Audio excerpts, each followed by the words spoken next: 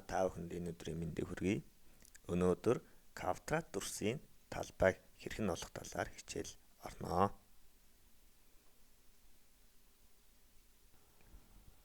Одоо бүгдээрээ квадрат дүрсийг тэгшүүнцэх дүрсээс хэрхэн ялгах вэ гэдэг талаар үздэцгээе.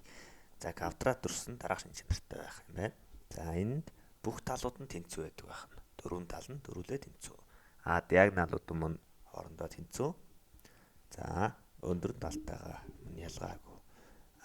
Ингээд ихээр тэгшүүнцэгтөөс юугаар ялгаатай вэ гэхээр ерөнхийдөө бүх талууд нь хоорондоо тэнцүү байдаг байх нэ гэж ойлгох хэрэгтэй байх нэ.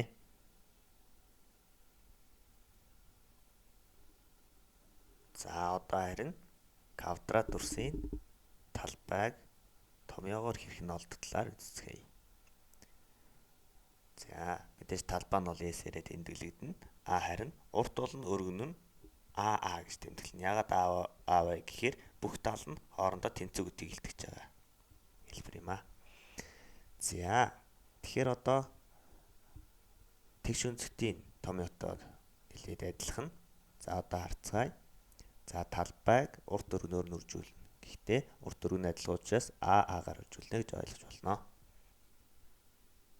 Одоо мэдээж томьёоныхоо дагуу дараах квадратын талбайг олцгоё.